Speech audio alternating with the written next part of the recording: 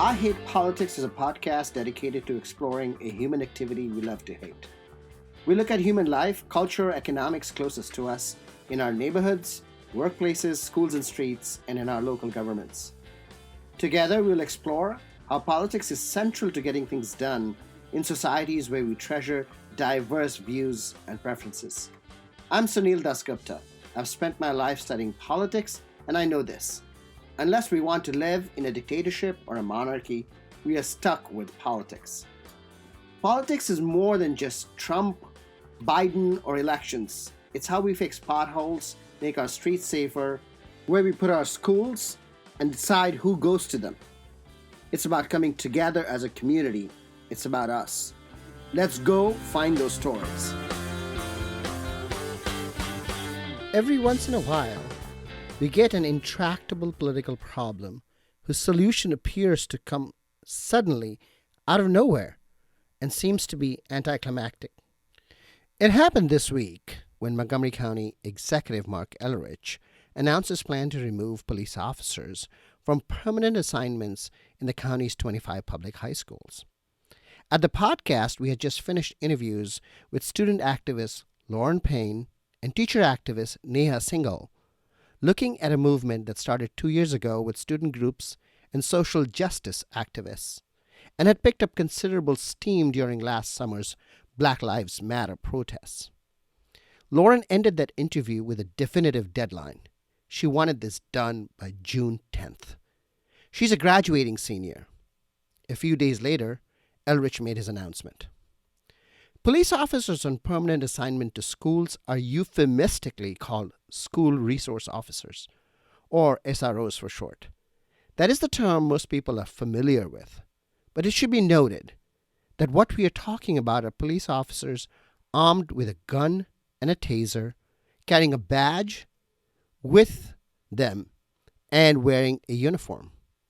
All the equipment of intimidation for many students who, with their families, feel intimidated by the same things outside of school.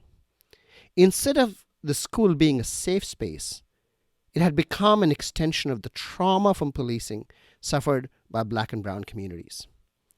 While inner city schools across the country have seen decades-long police presence, the police in suburban schools are a fairly new phenomenon starting after the Columbine massacre in 1999. And it picked up speed as the pace of school shooting has picked up. Unable to keep guns out of hands, SROs have been part of a theater of security that offered abstract benefits while imposing real costs, in part feeding the school-to-prison pipeline. As the mass shooting at Marjorie Stoneman Douglas High School in Parkland, Florida showed, having an SRO in the building was no protection. Presented with this reality, those who support the presence of SROs talk about mentorship and guidance and even preventive intervention, especially for quote-unquote problem kids. But if we are a society where we need a gun, a badge, and uniform in school to provide mentorship and guidance, we have bigger problems. And because of those bigger problems, the burden on SROs falls disproportionately on minority students. In Montgomery County, over 80% of the arrests in school are of Black and brown students, while they constitute about 60% of the student body. County Executive Elrich's hands are somewhat tied by state law requiring police coverage of schools. And while his proposal removes SROs from the building, he puts them in patrol cars circling clusters of school. The proposal does not remove the police from the school discipline process. How Elrich's decision to remove SROs plays out is going to be one of the bigger stories in the county this year. The Board of Education, the governing body responsible for schools, has been punting on the issue for some time, but will now need to figure out what exactly school security looks like in the future. My discussion with Lauren Payne and Neha Singhal will show that teachers are divided on the issue. The county PTA is split in the middle, with one faction wanting more evaluation and another wanting removal. And most importantly, The county school principals union had come out strongly in favor of keeping SROs. The principals are ultimately responsible for the security of students in their buildings. No wonder it is so hard to remove police officers from school. Now, the news roundup.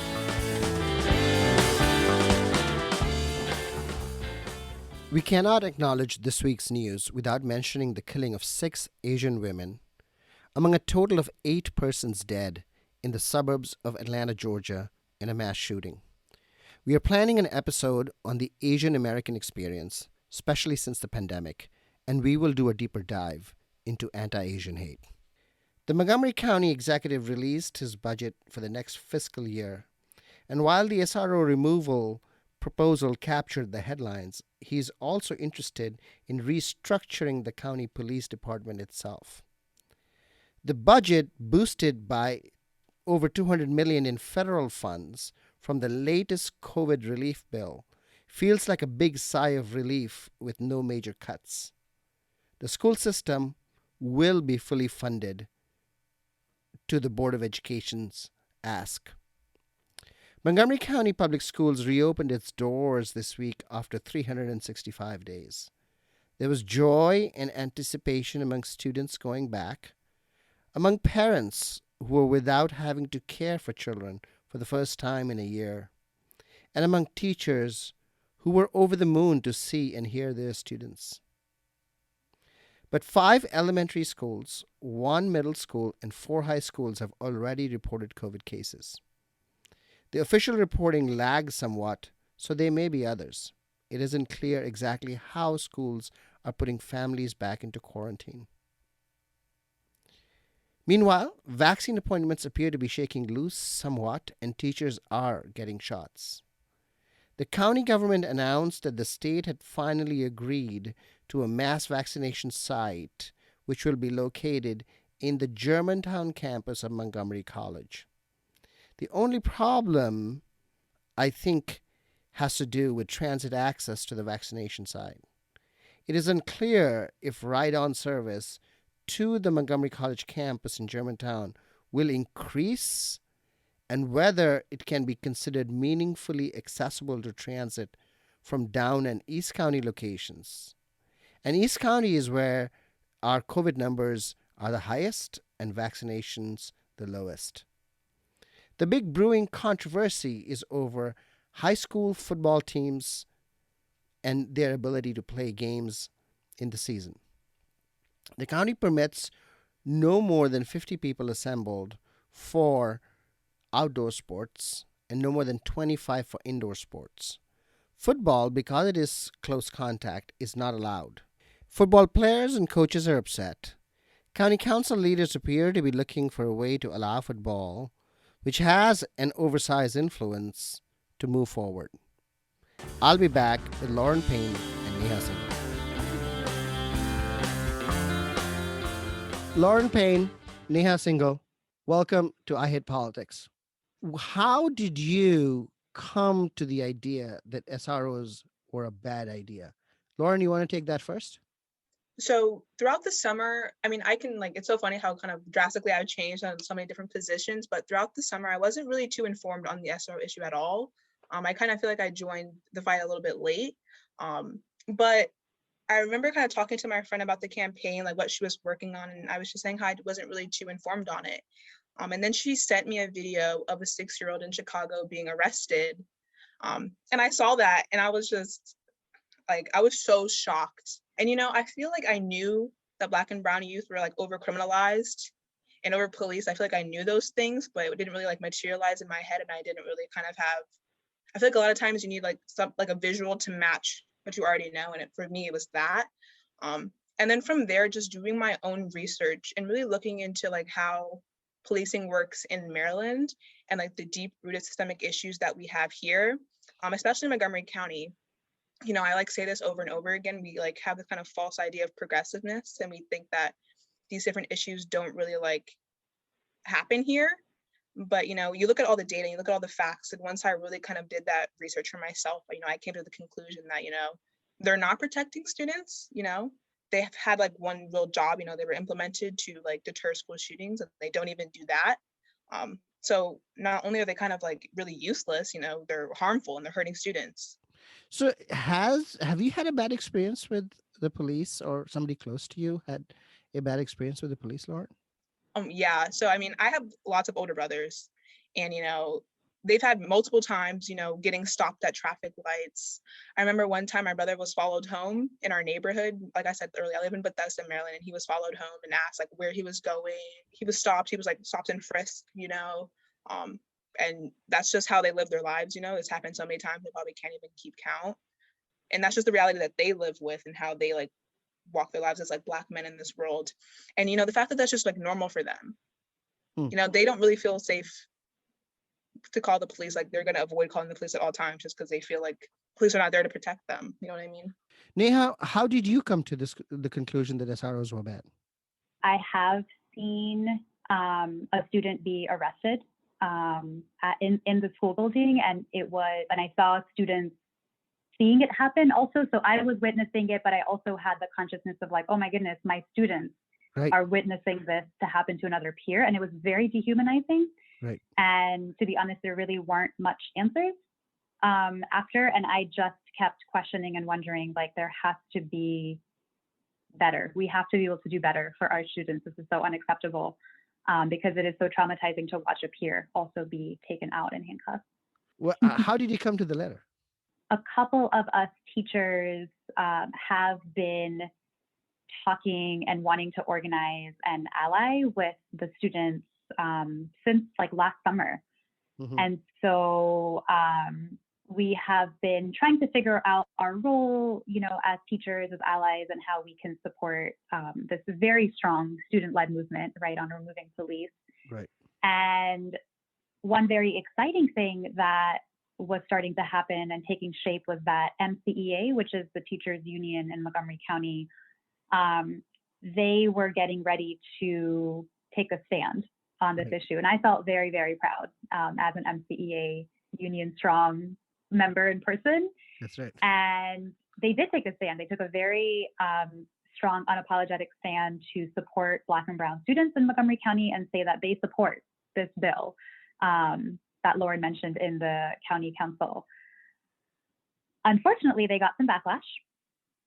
And I think it's a problem here in Montgomery County where whether it's white parents or white teachers or white students, whenever there is any kind of backlash or anger on behalf of some of our community in this county, then everything is like, oh no, okay, never mind, back up. We have to totally back away from this. Now we have to like move very carefully or essentially, I think actually a student said this, oftentimes this county tends to prioritize white feelings over the actual lived experiences of our Black and Latinx students. And that's what happened.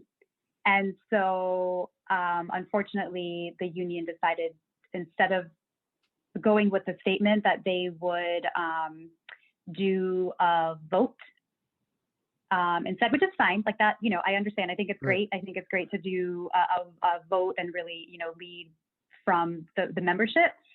And so anyway, sorry, long story short, the vote literally was like a couple votes short, just a couple votes short of being majority. And already actually in the vote, sorry, let me say this, in the vote, majority of the people who were there supported the bill that the students had fought for. But we weren't super majority. Correct. You need 58, you got 55. Yeah. So that was a big setback to us where we were like, wait, but we were right there. And like, what happened? And then the other setback was the principals union. Right. MCAP. They came out with this statement saying that they took a vote and their membership supports keeping SROs. And they wrote this statement that, you know, and Lauren, you can give your reaction, you know, to seeing their statement from the student perspective, but definitely as a teacher, I was disturbed that the letter didn't mention anything about students. Literally, like there was no mention there about like racism, which is the number one thing that students are saying is the problem with the program. Do you have any insight into why the principals chose that position, why they chose to ignore the students? Yeah, one point that we're really trying to make clear and uplift is that the MCAP letter does not represent all high school administrators. or all administrators in Montgomery County, even though that's what the letter made it sound like. Unfortunately, once we got to the bottom of it, we did find that many principals said either that they weren't really consulted or that they felt they weren't really given a heads up of what this vote was going to be about, nor were they given any research, nor were they given any student input or voice on this. But I find it a little bit problematic to say they don't have research on this, because they are the principals. If they don't have research on it, who on earth has research on that? That is fair. That is fair. Maybe I'm giving too much leeway to principals, but I also know that since that time, principals have actually come out against it. They're not yet being public about it, so I'm not going to say their names. Mm-hmm. But in that community of colleagues meeting, after the students trained them, Mm-hmm. they were so moved, and they honestly were just like, I think, shocked at some of the stuff that they did not know was happening, even though, like you said, Sunil, they should know the research. They, in that moment, did come out and say, we support you. Now, they haven't necessarily followed up publicly yet, but I think, like Lauren is saying, the meetings with the principals is hopefully going to get us there. So I just want to first dispel that myth that, like, not all high school principals actually agree with this. Would you agree with that, Lauren? No, I don't. Yeah, I think I think it's also important to say, like, a lot of principals are kind of almost indifferent to it as well, which I think is honestly kind of worse. But a lot of them are just kind of saying, that is so bad. Yeah, no, it is, but it's kind of just like, I mean, I voted yes, I support it, but if they were removed, I don't care. That's kind of what I've been gauging from a lot of these meetings, which is really, I think, is really interesting. And it's kind of I have a theory. Yeah. Let me run this theory by you. Mm-hmm. So, by having an SRO in the building, a school can reduce the number of reported arrests. Just the number, if by dealing with something internally. So if there's an incident and that's dealt with internally by the SRO in the building, it may not need to be reported as a police incident. That would make the school look better. Do you think that may have something to do with it? That does make sense. I know, because I don't want to say something that I can't really verify. I know that when with lots of people looking for certain research or data on different arrests happening, different arrests that are happening in schools, they haven't had access to a lot of it, police data in general. And I think that kind of points to your theory a little bit. Neha, you were going to say? Yeah, I would say that I wouldn't be surprised by that. I think there is a lot of just interesting stuff that happens with data from what I've seen, being a staff member in Montgomery County, and a lot of fears, sadly, around data, and trying to make the data look good is definitely a big emphasis that happens, and the pressure gets put on teachers, particularly around test scores and things. So I would not be surprised if that transferred also, of course, to arrest rates. And I also know it happens on graduation rates. I mean, there's a lot of pressure, particularly on principals for those things. The other thing I was going to add too, which has been discussed by a lot of people about why possibly administrators, have so far said that they support SROs, even though, again, I'll add that 10 at least administrators have signed our statement to say that. But they are not principals. When you say administrators, they are assistant principals, but they are not principals, correct? We do have elementary school principals, actually. Okay. Yeah. Who? I forget their names. I'm so sorry, but the names are in the statement. Right. And it'll say assistant principal, principal or administrator, however they want it to be, Okay. shown up on the statement. So so they do exist, which is really exciting. And again, more do exist, but they're scared to speak out right now. They're not being public. Scared of what, though? I mean, that's what's the really puzzling part. A principal is the leader of the school building. It's the leader of the school. What are they scared of? That one I'm not sure about. I'm not sure if it's their union or something, but I will say that one of the reasons why folks think that principals want to keep SROs is because it is another person, another resource, quote unquote, in the building. And I think it's about liability also, possibly, Sure. and how administrators are trained in this county. I don't know enough about the latter, but one thing that troubles me is that a lot of pressure is put on principals in a way that I think doesn't allow them to do their job well. But also, they're also quite removed in this county from students. Like, none of our principals actually teach a class. None of them really truly have the intense amount of student interaction that would allow them, in my opinion, as a teacher, to see the every single day humanity of our wonderful, amazing students that we are so desperately trying to protect. And so if they don't have that every single day connection, if they don't get text messages from their students like who are scared or worried, they might not connect with this issue in the same way. So we have this race analysis, right? We have, and I think Ms. Singhal made that analysis that she said that, when it comes to, we are too protective of white feelings in this county. And it sometimes, though, seems like a generational problem. I mean, I definitely think that plays a part in it. I mean, you can say that for a lot of issues going on right now, Sure. I think a lot of parents specifically are like stuck, not in the past, but they're like, I guess like normal, like things are normal, SROs are like normal. I just think they're stuck, just stuck in the past and, don't want to see things like that drastically change, even though it wouldn't be honestly that big of a change to just remove police from school. So I definitely think there's a generational thing that plays a part in that, in the way you look at certain issues, and in the way that you look at how education can be run. I mean, look at a lot of these different educational issues. Like, students are mobilized for a lot of different issues about education where parents are like staunchly opposed. So I just think it's a generational thing, and it's how you look at education and just and how the role race plays in education as a whole. More with Neha Singhal and Lauren Payne after this break.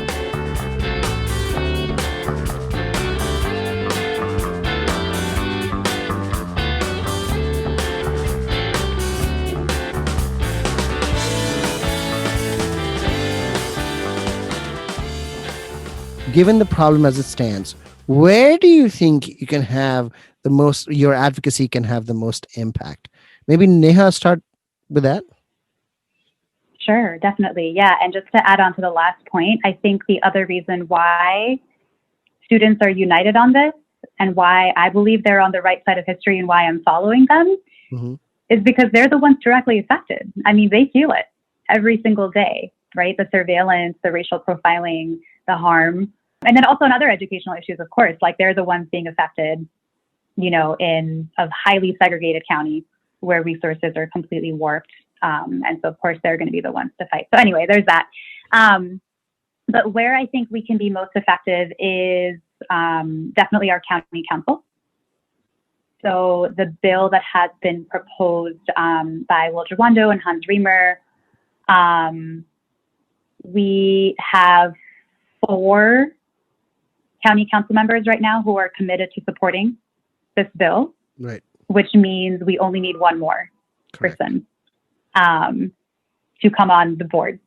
So it feels like we're so close, to getting that person. And the students have really been at the forefront of like meeting with all of the council members and explaining and addressing kind of why they hope that they vote in favor of this bill. And then there's also the issue of the county executive, of course, and making sure that his vision also aligns with what the students want. And actually, I think Lauren has a lot of really good points, because I think I saw a tweet from you, Lauren, maybe recently about this and the county executive piece. I'll get to Lauren, but I want to ask you, why are teachers meeting county council people as well? And, the folks, are you all meeting as a group with them? And are you getting meetings?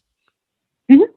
Yeah, absolutely. So we're all part of a big coalition. So it's a student-led coalition with parents involved, with some teachers involved, some administrators, some community organizations like AFABE Maryland, ACLU, Public Justice Center. It's a very broad intergenerational coalition. Jews United for Justice as well, interfaith coalition. And basically every meeting, there's usually 1 or 2 representatives of each group of this.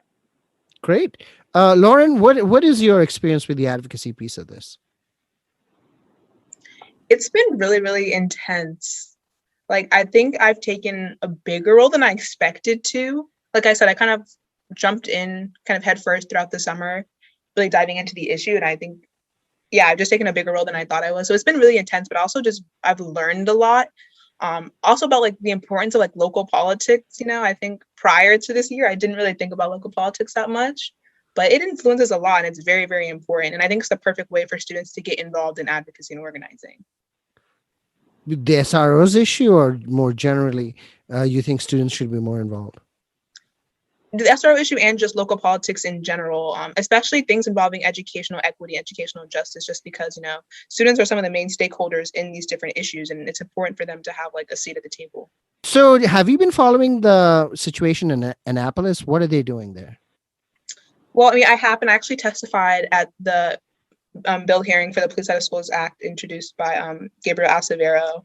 And from what I've heard is that, bills on their first time don't pass in Annapolis, so it's probably not going to pass. I think the bill is great. I think Gabriel Acevedo is great. And it really hits all of the issues, especially on a statewide level.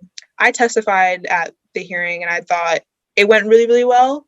But I mean, I've heard just like the culture at Annapolis is probably not going to pass, but I definitely think a bill like that is needed on the state level, like 100%. Great. And do you think that the Board of Education is just sort of out of this business?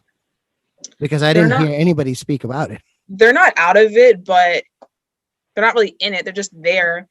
I feel like the Board of Education is notorious for just kind of like holding out and like prolonging things and like doing studies and holding all these hearings, but not really like making a concrete statement. I've met with a couple of Board of Education members. We provided them with all the data. Like we physically cannot give them any more data than we have. Correct. That's the thing that I don't think people don't understand. They have everything. Like they have everything. So them not making a statement is like says like a lot.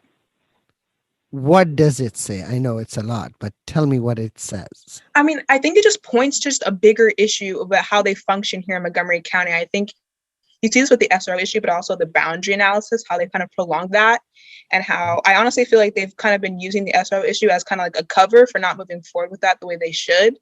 The Board of Education is also very inaccessible for students and parents who just aren't rich and in the PTAs. Like the Board of Education hearing that just happened, extremely inaccessible. Like the only reason why I was like the first one to sign up is because I'm in this group and kind of semi like being one of the students who leads it. I talked to a student from Northwest who's in Montgomery County Students for Change, and she didn't even know that she was able to testify at Board of Education hearings, let alone that she was able to can write a testimony, do any of this stuff, and that again points to a bigger issue of how like the Board of Education is kind of just I feel like really not doing the job that they should about putting students first. Neha, do you feel like that? Yeah. I've been disappointed, to be honest. I've been disappointed and concerned with the Board of Education part dismissal, but also part like just continuing to drag this on, which just I can't help but make it just feel strategic, because we saw it happen, like Lauren said, with the boundary analysis. I mean, there is so much data. There's so much data. What more do you need? Why do we keep having like, let's wait, a couple more months. Let's wait a couple more months. Let's do this analysis. Let's do this data. That's great. Yes, we want to be data informed, but like the students literally have done the work for free. They have gotten the data for you. And now it's your turn to do something and take a stance and show them that the people voted for you to do what you said you would do. So if they're running out the clock, right? They're running out the clock for Lauren. She's going to graduate. She's going to go to college. She's going to be, she's going to maybe come back and do work in the county, but she's, she'll be done with MCPS. You will remain. You are the permanent staff in MCPS. And what do you think you need to see in terms of the board's functioning that gives you confidence going forward? Yeah. Definitely. Well, first, I want to say that I'm not sure if I'll remain. It's important for teachers to know that we have options too. Like, thank you for reminding us. That's a very important reminder. Thank you. Yeah, I mean, not that I love teaching. Like, I would never give it up for anything in the world. I love teaching. I grew up here in Montgomery County. I went to Gaithersburg High School. Like, it was always my dream to be in my community.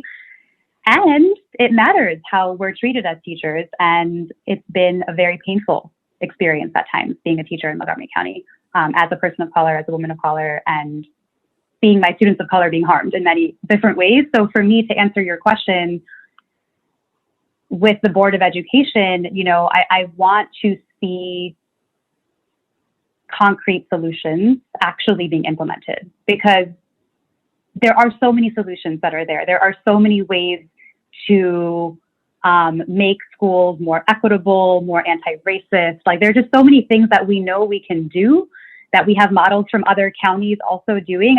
I need to see some actual implementation of this stuff.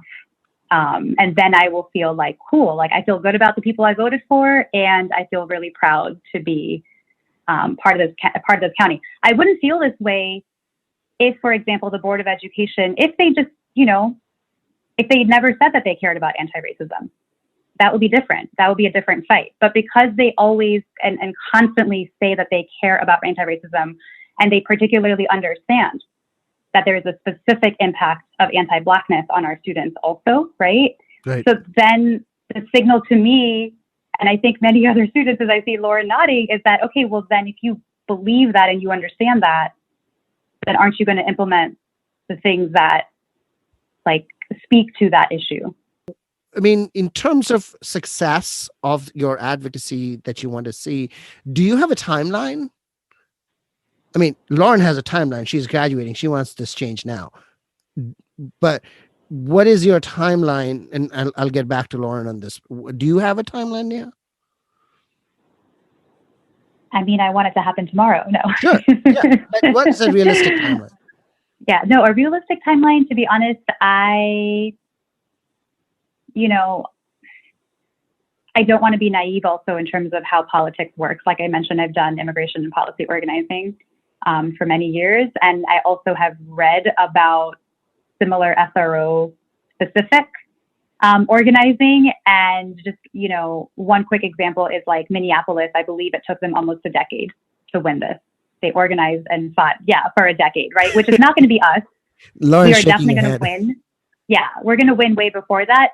And, you know, I don't know. It's frustrating. It's really frustrating when politicians, you know, play the game and say that it takes some time. And they it kind of happened with the county council and the Board of Ed. They were playing like hot potato. They kept being like, no, you deal with the issue. No, you deal with the issue. You have jurisdiction. You have jurisdiction. You know, and so like that kind of stuff is so frustrating because that's what that's what makes it become 10 years. And there's absolutely and that's no what need. Makes people hate politics. Yes, exactly. Like there's just no need. We've actually already been working on this for almost a year now, right. Because this drink. Remember, it was in March, after the pandemic hit, after the murders, police murders, right? George Floyd, Breonna Taylor, so many others. Yeah. That is when the organizing started. That is when all of these people were saying Black Lives Matter, marching in the streets, protesting. I don't know where they all are now. You know, like what was that? Just like a little social media, like let me get my picture taken. You know, I saw many county council members at those protests. I saw school board members. So I'm kind of like, okay, where? So that's cute that you were at the protest, but like, where are you now when it actually comes to the decision making? Because we're not waiting 10 years, right, Lauren? Yeah, absolutely not. Absolutely All right, not. Lauren, let's hear it. June 10th. That's when I want, like, for me, one goal is just the full removal of SROs. Just they're all out of the schools. And for me, that's June 10th. You know, I'm giving the Board of Education a little bit of leeway because they said May 1st is like when they're doing the little vote or whatever. That's probably not going to happen. And some stuff is going to go down with the county council where they're not going to be able to like do the vote. So I'm saying like June 10th is just like a tentative date where, you know, the bill will be signed and it will be done. All right. June 10th. I love that. June 10th. Yep. Well, thank you so much, Lauren Payne, Neha Singhal. Thank you for coming on and good luck with, getting police officers out of schools. What lesson should we draw from my conversation with Lauren Payne and Neha Singhal? First, they won. Lauren Payne certainly met her June 10th deadline. Here she is after meeting with the county executive's office. I feel super good about where the county is right now on the SRO issue. After the county exec introduces his budget proposal, I'm definitely excited about how he did explicitly say that he is taking SROs out. It also came to my attention that the board superintendent plans to give recommendations, so I'm kind of nervous to see where those lie. But overall, I feel really, really good about where we're at, and I'm excited to see what's going to happen. So yes, now that we know what will not happen, that there will be no more police officers inside school buildings, MCPS superintendent and the Board of Education have to decide what will take their place. The county executive's proposal includes police officers patrolling clusters of schools and being at schools for dismissal. According to County Council member Hans Riemer, the police remain involved in school discipline. The Board of Education and the superintendent have punted on this issue for months, and they now face the prospect of devising a new system. They'll have to do this against strong opposition. Parents and teachers in the county remain divided over the usefulness of SROs. Principals who carry the final responsibility for the security of staff and students in their buildings have generally wanted SROs. The principals' union came out in the strongest of support for keeping SROs. The Board of Education will continue to be buffeted by these groups. Of the larger lessons, perhaps the most important one is that we are seeing a renaissance of student activism not seen in the United States since the 60s and the early 70s. It is quite amazing, and Montgomery County appears to be the hotbed of student activism. And we see quite often our student leaders go on to the national stage. And oddly, while COVID has been devastating, students spending time at home seems to have contributed to this renaissance. From an inside baseball county politics perspective, County Executive Elrich seems to have preempted the SRO bill presented in the County Council by members Will Juando and Hans Riemer, and stemmed the losses that he was suffering on the left with progressive groups as he enters the 2022 election season. Whether he can carry this gain effectively will depend on what security mechanisms the Board of Education works out. I will be back with Andrew Saundry and his Upcounty report.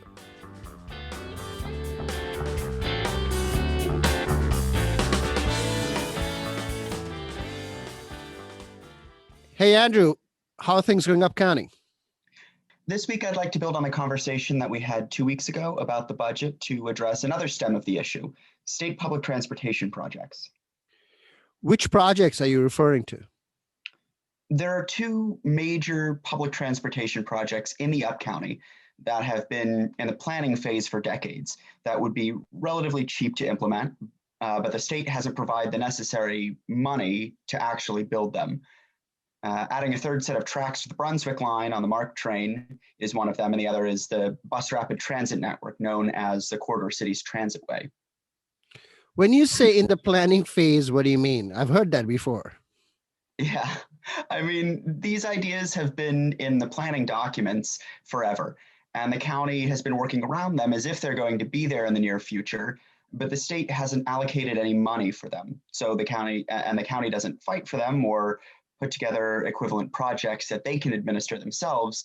Instead, the county is putting together yet another report to study some of the transportation ideas that have been bouncing around, called the Corridor Forward Plan, which is in reference to the I-270 corridor. Right now, they've narrowed it down to 6 options, 2 of which are the state projects I just referred to, and another is an extension of the Purple Line that wouldn't even go into the Upcounty, so I'm not going to talk about it. The study is supposed to weigh different costs and benefits of these ideas, get some feedback, and then eventually make a suggestion for which one we'll pursue first. Do you think this will work? Not sure. My first big takeaway is that we've got a long history of studying projects to death. Traffic and transportation are one of the biggest issues for the third of Montgomery County's population that lives in the Upcounty. But because we're so often divided over the many issues bouncing around, which is my second takeaway, that unity is more likely to get us a project. Anyways, because we're so divided, the state and the county can always say stuff like, well, we can't do all of them, and because you can't agree on what you want, let's just study to get some more information, and then you'll have an idea. For the Corridor Cities Transitway that I mentioned earlier, there is a study every couple of years to determine what the best route is, which is all well and good, except the bus route doesn't even exist. It's a revision of an idea of an idea. Not very optimistic, are you? It's possible that consensus will emerge from the Corridor Forward Plan. I'm not super optimistic right now. One of the things that does make this different moment from others, though, is that there's a massive infrastructure bill on the horizon that the Biden administration is pushing for. And Congress has recently brought back members' abilities to dedicate funding to specific projects in their districts, a practice known as earmarking or pork barrel spending. If we can get our federal elected officials, Congressman Trone, Sarbanes, Raskin, Senators Van Hollen and Cardin, to push for an earmark that would put money into the state towards building this bus rapid transit network, the Corridor Cities Transitway, then we can see the influx of cash necessary to jumpstart this project. So what is your theory of victory here? How does Upcounty win? We need to bring together a coalition of local businesses from Gaithersburg all the way to Frederick, and low-income and young residents who rely on public transportation disproportionately, environmentalists, historical preservationists, and urbanists. The Corridor Cities Transitway could reach everybody in most key areas in the Upcounty and potentially into southern Frederick. The infrastructure bill will be before Congress in May, and we've got a plan that's basically ready to go that our federal representatives can start pushing. Thanks, Andrew. Thanks, Sunil. Before I go, I want to add that I'll do follow-ups on the Corridor Forward Plan and the federal infrastructure bill as more information comes out. But you can call your elected officials now. If you want more information on how to contact your federal representatives, you can go to my Twitter. That's @Andrew Saundry. Last name is spelled basically laundry, but replace the L with an S, or the I Hate Politics Twitter, IHP Pod. You can also check out my Facebook and the show's Facebook. I want to thank the guys at Ed's Not Dead podcast for pointing me to this journey into podcasting, and AJ Campbell for early help, including making the logo art. Our music comes from the local band Soul Witness. I'm very much looking forward to showcasing local talent and especially local music students on the podcast. If you want to share your music on the show or know someone who might want to do it, please email us at ihppod@gmail.com or reach out on Twitter at ihppod. I hope you will subscribe and share the podcast as we bring you stories about politics close to you and your home. See you next time.